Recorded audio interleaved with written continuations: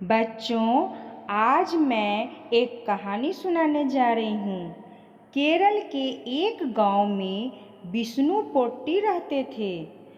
Vishnu potty थे तो बहुत गरीब, लेकिन उन्हें दानी कहलाने का बहुत शौक था। वे रोज दो एक लोगों को अपने घर खाना खिलाने के लिए ले आते, चाहे घर में खाने को पर्याप्त हो या नहीं। दूसरों को खाना खिलाना वे अपना धर्म समझते थे। उनकी पत्नी लक्ष्मी को उनकी यह आदत पसंद नहीं थी, पर वह किसी न किसी तरह घर चलाया करती थी। पड़ोसियों से कभी चावल उधार लाती तो कभी सब्जी। एक दिन उसने कहा कि इस तरह कब तक काम चलेगा। पड़ोसी भी उससे नाराज होते। उन्हें विश्वास ही नहीं होता था कि वह सचमुच इतनी गरीब है, क्योंकि वे रोज मेहमानों को आते और खाते देखते थे। बेचारी की मदद करने वाला कोई नहीं था। कितनी ही बार तो वह कई कई दिनों तक भूखी रह जाती। जब उससे और नहीं सहा गया तो उसने पति से बात करने का फैसला किया। उसने विष्णु से कहा, आप हर रोज किसी न किसी को ले आते हैं। अपने भोजन में से दूसरों को खिलाना अच्छी बात है, पर आपने कभी यह भी पूछा कि खाना पूरा भी पड़ेगा या नहीं?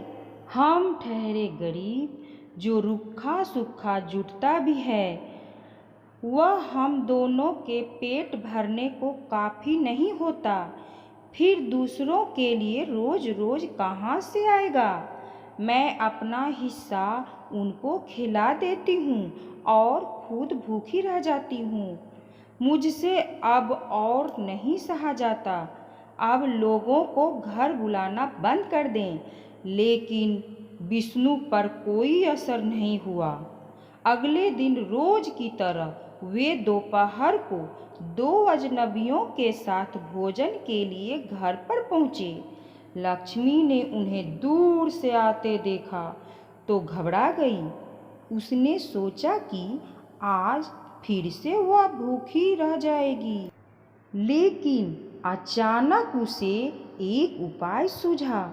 विष्णु ने मेहमानों से हाथ जोड़कर कहा, आप बैठिए, मैं अभी मुंह हाथ धोकर आता हूँ। उनके जाने के बाद लक्ष्मी धान कूटने का मूसल उठा लाई और उसे दीवार के सहारे टिका दिया।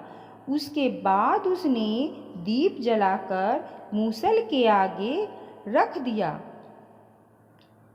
मूसल के चारों ओर दो चार फूल भी डाल दिए और उसके सामने हाथ जोड़कर बैठ गई।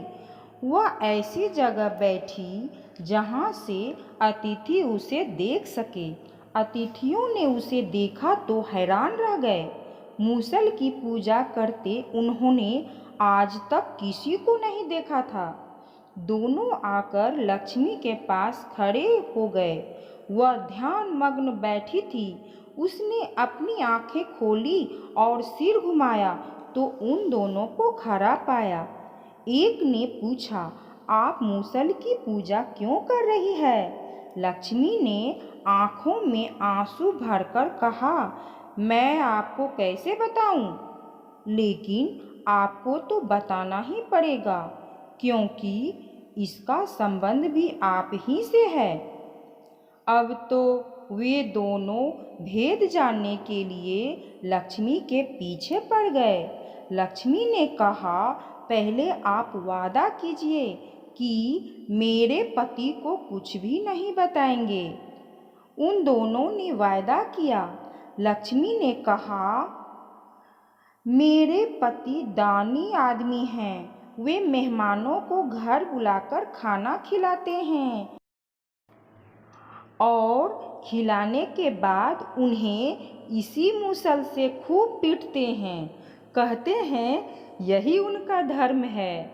मैं खाना तो बनाती हूँ, लेकिन मारने पीटने से मेरा कोई संबंध नहीं। मैं मूसल की पूजा इसलिए कर रही हूँ कि मुझे पाप न लगे। अब तो अतिथि बहुत चकराए। उन्होंने एक दूसरे की ओर देखा और इशारों ही इशारों में कहा, यहाँ से चुपचाप खिसक जाने में ही भलाई है। दोनों पीछे के दरवाजे से निकल भागे।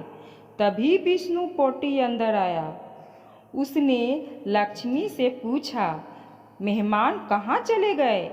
लक्ष्मी ने दुख से, वे मुझसे यह मूसल मांग रहे थे।